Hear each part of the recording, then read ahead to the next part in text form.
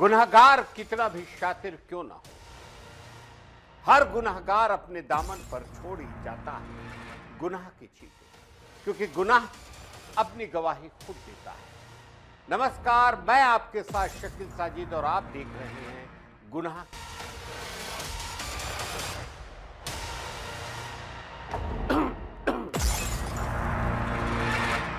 इस साल 6 जून को मेरी मां का निधन हुआ। दोपहर 12 बजे अंत्येष्टि हुई, मगर ये लड़कियां तब भी मुझे फोन कर पैसे मांगती रही। बोली तुम्हारी मां जिंदा रहे या मरे, हमें पैसे चाहिए, नहीं तो घर पर सब कुछ बता दे।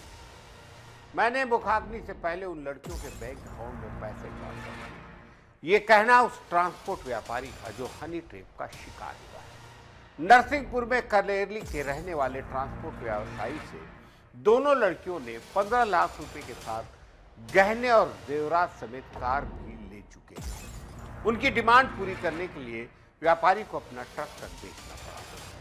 देखिए हनी ट्रैप में फंसे व्यापारी को पत्नी ने कैसे निकाला बाहर, रिपोर्ट में।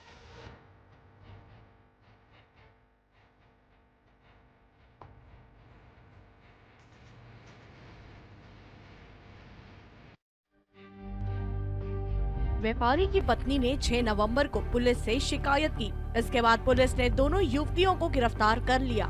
आखिर व्यापारी कैसे इन युवतियों के चंगुल में फंसा, किस तरह उन्होंने करीब 1.5 साल तक व्यापारी को ब्लैकमेल किया, व्यापारी की पत्नी ने किस तरह पति को हनी ट्रैप के चंगुल से बाहर निकाला। व्यवसायी ने दावा किया कि 29 नवंबर 2022 को मेरा एक्सीडेंट हो गया था। बीमा क्लेम के लिए 4 जनवरी 2023 को एक रेस्टोरेंट में बैठकर आवेदन लिख रहा था। मेरा दोस्त भी साथ था। वहाँ मोनिका बैठकर नाश्ता कर रही थी। मेरे दोस्त से उसकी पहचान थी, इसलिए वह हमारे पास आकर बैठ गई। उससे ये मेरी पहली बातचीत थी। औपचारिक मुलाकात के बाद उसने मेरा क्लेम फॉर्म भरने में मदद की। उसी दिन शाम को हमने रेस्टोरेंट में खाना खाया और शराब पी। हम लोग नशे में थे।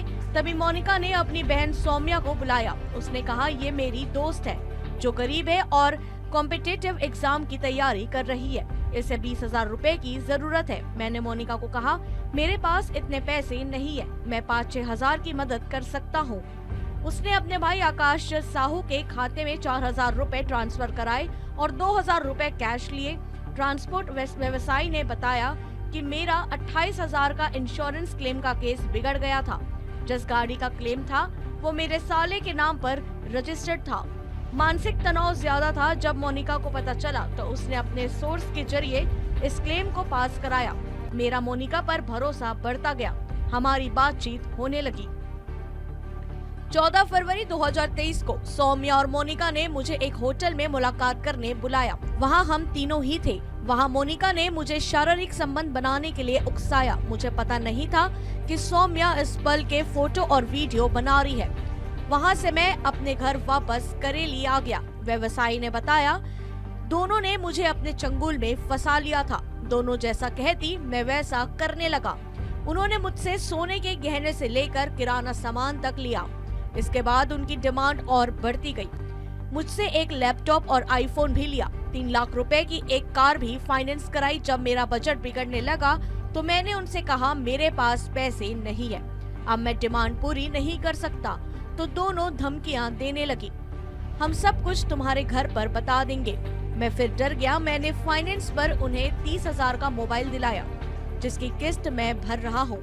लेकिन उस दिन के बाद से मैंने ठान लिया था कि अब मैं इनकी डिमांड पूरी नहीं करूंगा। इसके बाद उन्होंने मुझसे 5 लाख रुपए और मांगे। जब मैंने नहीं दिए तो 27 अक्टूबर को पत्नी, बेटे और भतीजे को मेरी आपत्तिजनक फोटोज भेज दी, मगर उससे पहले मैं पत्नी को सारी बात बता चुका था। ट्रांसपोर्ट व्यवसायी की पत्नी ने दावा किया कि मुझे तो जुलाई से ही शक हो रहा था।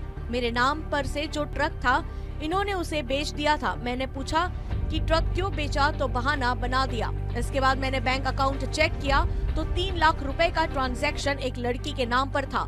मैंने पूछा कि ये पैसा लड़की को क्यों दिया तो इन्होंने फिर बहाना बना दिया। 27 अक्टूबर को जब मेरे व्हाट्सएप नंबर पर मेरे पति की एक लड़की के साथ फोटो आई तो सब कुछ साफ हो गया। यही फोटो मेरे बेटे के नंबर पर भी भेजी गई थी। मैंने पति से पूछा लड़की के साथ वो इस हालत में कैसे है। इसे लेकर हम दोनों के बीच विवाद भी हुआ। जब बात ज्यादा बिगड़ गई तो मेरे पति रोने लगे। उन्होंने बताया मैं फंस गया हूँ। व्यापारी की पत्नी ने बताया कि दिवाली के 2 दिन पहले सौम्या का मेरे पास व्हाट्सएप पर वॉइस कॉल आया। सौम्या ने कहा कि पति को हमारे पास भेज दो, नहीं तो मैं और मोनिका थाने जाकर रेप केस की रिपोर्ट करने वाले हैं। पुलिस में हमारी जान पहचान है। उन्होंने कहा कि पति के साथ देने पर मुझे भी जान से मार देंगे। मैंने भी कहा कुछ भी कर लो, पैसे नहीं मिलेंगे। उस दिन हम ठीक ढंग से पूजा भी नहीं कर सके थे। इसके बाद मैंने पति को कहा अब डरने की जरूरत नहीं है। हमने 29 अक्टूबर को पुलिस समेत 14 जगह शिकायती आवेदन दिया। ट्रांसपोर्टर की पत्नी कहती है हमें अंदाजा हो गया था कि ये लड़कियां कुछ भी कर सकती है। इस शिकायत के बाद महिला थाना पुलिस की टीम ने दोनों युवतियों की तलाश शुरू की। महिला थाने की टीआई अंजना दुबे ने कहा दोनों युवतियां हर 2 महीने में घर बदलती थी। जो पता हमें दिया गया वो वहां पर भी नहीं मिली। इसके बाद मुखबिरों के जरिए लोकेशन पता कर सौम्या को सुरेंद्र नगर से गिरफ्तार किया। वहीं मोनिका ने गिरफ्तारी के डर से देर रात सरेंडर कर दिया। पुलिस पूछताछ में दोनों ने बताया कि वो बड़े और महंगे होटलों में अपने शिकार तलाश करती थी, उनसे बातचीत कर अपने चंगुल में फंसाती थी। दोनों की गिरफ्तारी के बाद उनके माता पिता से भी बात की तो उन्होंने कहा हमने तो उन्हें पढ़ने के लिए भेजा था, हमें नहीं पता कि लड़कियां ये सब काम कर रही है। DN News Plus desk report, Chhattisgarh, Madhya प्रदेश।